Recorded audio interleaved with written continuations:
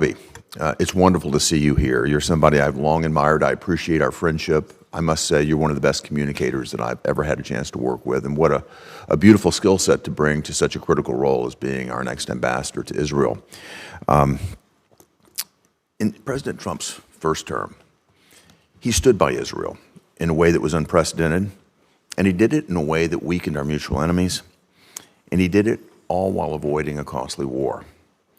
If you think about what happened, he moved our embassy to Jerusalem. He acknowledged Israel's sovereignty over the Golan Heights, and he acknowledged and negotiated the historic Abraham Accords. He did all of this despite the pearl clutching in Washington without a single war. We also withdrew from the disastrous JCPOA, and we implemented maximum pressure on Iran at a time that was absolutely critical. I participated in that, getting the Japanese government to stop buying Iranian crude oil. It happened around the world. Guess what happened? Iran was broke. Then something changed. The administration changed. The Biden administration came in, waived the sanctions, stopped enforcing the sanctions on Iran. Iran became rich again. They began to talk in ways that created distance and daylight between America and its ally Israel. And I think that had a great deal to do with emboldening Hamas, emboldening Iran, and leading up to the October 7th, 2023 attacks.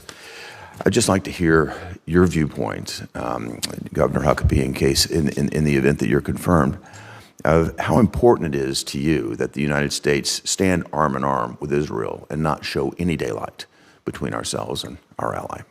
Senator, thank you. And a wonderful question and an opportunity for me to remind everyone that it was during President Trump's first term that there really was peace. There was peace in the Middle East. He did extraordinary things to show our relationship to Israel in recognizing Jerusalem as the eternal indigenous capital of the Jewish people. When he moved the embassy, basically the entire world told him not to do it, that the world would blow up if he did it. He did it. I happened to be with him one-on-one about 2 weeks after he made that decision and announced it. I'll never forget, Senator, what he said to me, because I asked him, why did you do it? Everyone told you not to. The world leaders, people in government positions, they all said, don't do it. You did it. Why?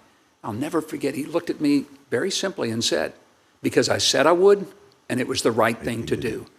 And Senator, that's why I am honored and privileged to be able to be named by this president to serve in this capacity, because I like his sense of clarity when it comes to the moral issue of standing with an ally. And right now, Israel needs an ally. And frankly, let me add, the Jewish people need to know they have friends. There's a long line of enemies that the Jewish people experience across this globe, and sadly, on some of our own university campuses. It's going to be a privilege to be able to be one of those people, not Jewish, Christian in fact, but to say to our Jewish friends, you will never go through what you've gone through alone. We will stand not behind you, we will stand with you. Thank you.